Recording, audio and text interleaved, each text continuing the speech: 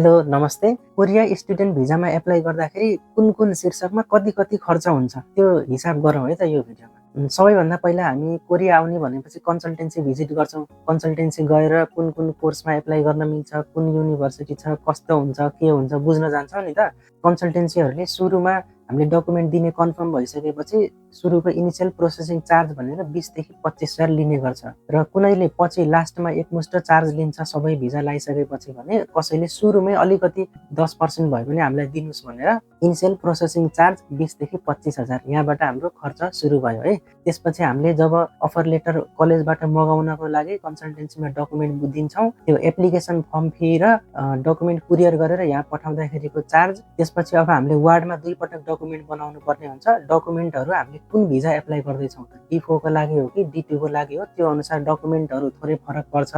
हामीले वार्डमा एकचोटि सुरुमा अफर लेटर मगाउँदाखेरि डकुमेन्ट पठाउनको लागि र दोस्रो पटक भिजा लज गर्ने बेलामा 2 पटक रिलेसनसिप सर्टिफिकेटहरू अन्य डकुमेन्टहरू वार्डबाट बनाउनु पर्छ। 2 पटक बनाउँदा वार्डको खर्च 10,000 है। अनि त्यसपछि हामीलाई 1 डे ब्यालेन्स पनि चाहिन्छ। सुरुमै हामीले अफर लेटरको लागि जब एडमिसन फर्म फी भर्छौँ र डकुमेन्ट पठाउँछौँ त्यति बेला नै हामीलाई 1 डे ब्यालेन्सको सर्टिफिकेट पनि बुझाउनु पर्ने हुन्छ, जुन USD $18,000 पर्न आउँछ। त्यत्रो पैसा हामीसँग घरमा त हुँदैन। त्यो काम चाहिँ कन्सल्टेन्सीले गरिदिन्छ। हाम्रो नाममा एक दिन ब्याङ्कमा 18,000 USD बराबरको पैसा डिपोजिट गरिदिएर त्यो ब्यालेन्स सर्टिफिकेट निकालिदिन्छ कन्सल्टेन्सीले। त्यो निकाले बापत हामीले एक दिनको त्यो पैसा राखिदिएको चार्ज भनेर 15,000 दिनुपर्छ र हामीले 2 पटक गर्नुपर्छ। सुरुमा अफर लेटर मगाउँदाखेरि र दोस्रो पटक भिजा लज गर्ने बेलामा 15,000 गरेर 2 पटकमा 1 डे ब्यालेन्सको खर्च 30,000 आउने भयो। अनि हामीले 1 डे ब्यालेन्स पनि बनायौँ, अफर लेटरको लागि एप्लाई गर्यौँ, एडमिसन एसेप्ट भयो, अफर लेटर आयो। अफर लेटर आइसकेपछि हामीले ट्युसन फी पे गर्न सक्छौँ र ट्युसन फी पे गर्दाखेरि नर्मल्ली कोरियाको युनिभर्सिटीमा कोर्स र युनिभर्सिटी अनुसार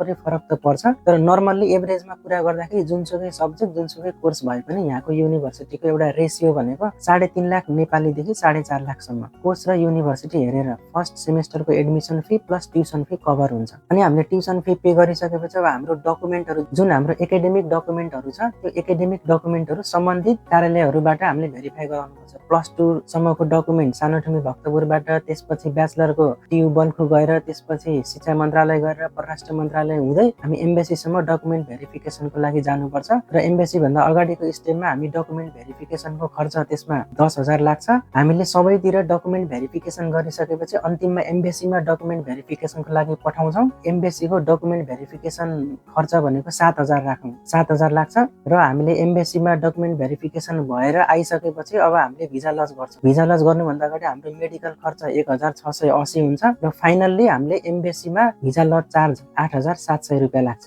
मानव भिजा आयो, अब भिजा आइसकेपछि यो स्टेपसम्म भिजा आइसकेपछि यहाँसम्म हाम्रो त ट्राभल गर्नुपर्ने हुन्छ। मैले काठमाडौँलाई बेस मानेर यो खर्च राखेको चाहिँ ट्राभल एक्सपेन्सेसमा 25,000 छुट्याएको छु। अब हजुरले बुटोलबाट गर्दै हुनुहुन्छ, पोखराबाट गर्दै हुनुहुन्छ, विराटनगरबाट गर्दै हुनुहुन्छ अथवा सुर्खेत, दाङ कहाँबाट गर्दै हुनुहुन्छ, यो हजुरको लोकेसनबाट एप्लाई गर्ने कन्सल्टेन्सीको डिस्टेन्स कति छ। काठमाडौँ त डकुमेन्ट भेरिफिकेसनको लागि धाउनै पर्यो, एम्बेसीमा पनि धाउनै पर्यो, काठमाडौँ त आउनै पर्यो जहाँबाट गरे। काठमाडौँलाई बेस मानेर मैले गर्दाखेरि 25,000 चाहिँ भिजा लाग्दासम्मको यो ट्राभल एक्सपेन्सेस भनेर छुट्याएको छु। अब भिजा लागिसकेपछि कन्सल्टेन्सीले के गर्छ त आफ्नो डकुमेन्टहरू प्रोसेसिङ गर्दै बापतको फुल चार्ज 1.5 लाख रुपियाँ लिन्छ। 1,50,000 रुपियाँ कन्सल्टेन्सीले लिन्छ। यो कन्सल्टेन्सीको सर्भिस चार्ज भयो। त्यसपछि हामीले अब टिकट काट्नुपर्ने हुन्छ आउनको लागि। टिकट पनि हामी कन्सल्टेन्सीकै थ्रुबाट काट्छौँ, एक्लै आउने त होइन। कन्सल्टेन्सीबाट साथीहरू बनाएर ग्रुपमा हामी आउँछौँ। मार्च इन्टेकमा आउँदैछौँ अथवा सेप्टेम्बर इन्टेकमा आउँदैछौँ, त्यो अनुसार टिकटको प्राइस फरक पर्छ। जेनरली सेप्टेम्बर इन्टेकमा आउँदा टिकट प्राइस अलि हायर हुन्छ। अहिलेको कन्टेक्स्टमा टिकट प्राइस भनेको 80-85,000 देखि 1,20-25,000 सम्म है। वान वे टिकट हुन्छ आउँदाखेरि 80,000 देखि 1,20,000 सम्म। यो चाहिँ कोरिया आउनभन्दा अगाडिसम्मको खर्च है। अब कोरिया आउनको लागि अब हामीले सपिङ गर्नुपर्छ। सपिङ भनेको मैले एकदम मिनिमम बेस फेयर मात्रै लगाएको छु र बेसिक सपिङ मात्रै यसमा इन्क्लुड गरेको छु, जुन खर्च मैले 50,000 देखि 75,000 राखेको छु। नेपालबाट ह्याप्पी सपिङ गरेर आउन जरुरी छैन। अब यसमा 1 लाख 1 लाख भन्दा बढी खर्च गर्ने, के किन्ने नकिन्ने त्यो डिसिजन हजुरको हातमा भयो। अब सपिङ पनि गर्यौँ, फ्लाइट टिकट पनि भयो। अब हामी कोरिया आउँदैछौँ। यहाँ आउने बित्तिकै भोलिपल्टैबाट काम गर्ने, भोलिपल्टैबाट पैसा कमाउने त कुनै निश्चित ग्यारेन्टी छैन। हामी बस्नुपर्छ, खानुपर्छ, कलेज जानुपर्छ, 1 2 महिना काम पाउला नपाउला त्यो अनसर्टेनिटी हुन्छ। त्यो अनसर्टेनिटीको टाइमलाई चाहिँ हामीले आफ्नो पकेट मनी भनेर आउँदाखेरि 1 देखि 1.5 लाख रुपियाँ चाहिँ आफ्नो पकेटमा भयो भने यहाँ आइसकेपछि आफूलाई सजिलो भयो। र मुख्य गरी कोरिया आइसकेपछि सबैभन्दा पहिलो खर्च के हुन्छ भन्दा रुम खर्च। युनिभर्सिटीको होस्टेलमा बस्ने गरी आयो भने होस्टेल चार्ज हामीले नेपालबाटै बुझाउँछौँ, त्यसमा समस्या भएन। बाहिर रुम चार्ज लेख्दाखेरि नर्मल्ली कोरियाको जुनसुकै ठाउँमा पनि स्टुडेन्टहरू बस्ने भनेको 1 रुममा हो। यो 1 रुमलाई मिनिमम पनि कोरियाको जुनसुकै ठाउँमा पनि 2 लाख डिपोजिट बुझाउनु पर्ने हुन्छ। हाउस कन्ट्र्याक्ट गर्दाखेरि रुमको कन्ट्र्याक्ट गरेर बस्नुपर्ने हुन्छ।